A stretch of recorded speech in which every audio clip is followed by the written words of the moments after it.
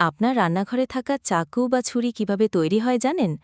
আজকের ভিডিওতে আমরা দেখে নেব কিভাবে একটা স্টিলের টুকরো থেকে মেশিনের মাধ্যমে তৈরি হয় আপনার কিচেনে ব্যবহৃত চাকু ও চাপাতি। চলুন শুরু করি আজকের ভিডিও। প্রথমেই একটা বড় স্টিলের টুকরোকে ভারী মেশিনের সাহায্যে উঠিয়ে সঠিক জায়গায় নেওয়া হয়। একজন কর্মী সাবধানে সেটাকে মেশিনে বসিয়ে দেয়। এরপর স্টিলটাকে লেজার কাটিং মেশিনের সাহায্যে ছুরি বা চাকুর আকার দেওয়া হয়। এই লেজার মেশিন খুব নিখুঁতভাবে স্টিল কাটে, আর এই ধাপে একসাথে অনেকগুলো ছুরির পাত তৈরি হয়। যদি হাত দিয়ে কাটা হতো তাহলে সময় অনেক বেশি লাগত, তাই এখন সবকিছু ডিজিটাল মেশিন দিয়ে হয়। স্টিল থেকে কাটা ছুরির পাতগুলো একজন কর্মী সাবধানে আলাদা করে, কারণ তখন স্টিলগুলো অনেক ধারালো থাকে, তাই তারা হ্যান্ড গ্লাভস পরে কাজ করে।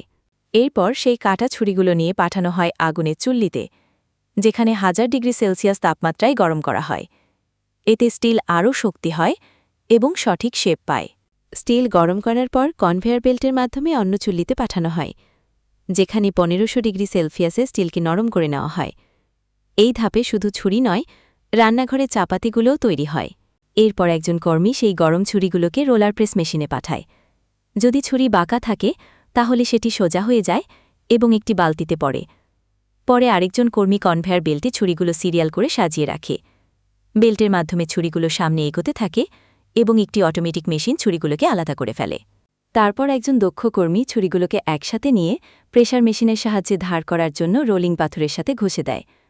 পাথরটি অটোমেটিকভাবে ছুরির ধার ঠিক করে দেয়। এরপর দুইজন কর্মী ছুরিগুলোকে আরেকটি মেশিনে পাঠায়, যেখানে চাকুর উপরে একটি প্রলেপ দেওয়া হয়। এই প্রলেপের পর ছুরিগুলো পলিশ হতে হতে পরবর্তী ধাপে চলে যায়। এদিকে আরেকটি বড় স্টিলের টুকরো থেকে তৈরি করা হয় ছুরি ধরার হাতল। রোবোটিক মেশিন স্টিলের ছোট টুকরোগুলো সঠিক মাপে কেটে সিরিয়াল করে সাজিয়ে দেয়।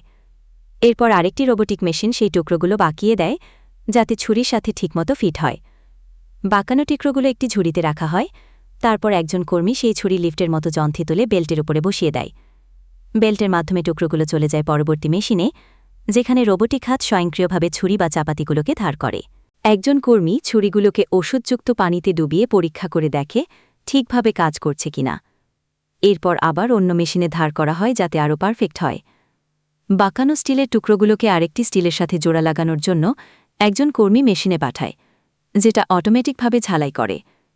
এর ফলে ছুরি বা চাপাতি আরও মজবুত হয়। এরপর আরেকজন কর্মী ছুরি এবং হাতল একসাথে জোড়া লাগিয়ে ঝালাই করে। তারপর ছুরিগুলো চলে যায় পলিশিং মেশিনে, যেখানে রোবট মেশিন সুন্দরভাবে ঘষে ছুরিকে চকচকে আর আকর্ষণীয় করে তোলে। এবার দক্ষ কর্মীরা ছুরির হাতলে কাঠ বা প্লাস্টিকের আবরণ লাগায়, যাতে ব্যবহার করতে আরামদায়ক হয়।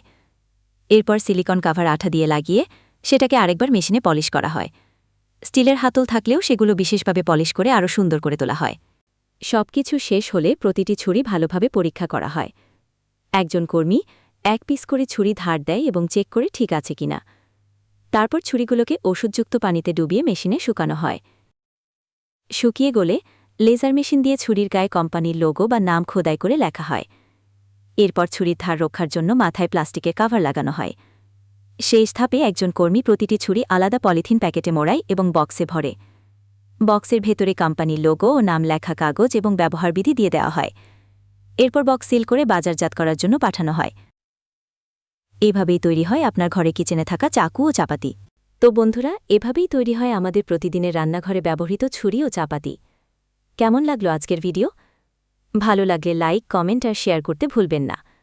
আর নতুন নতুন এমন ভিডিও পেতে আমার চ্যানেল সাবস্ক্রাইব করে পাশে থাকবেন। ধন্যবাদ।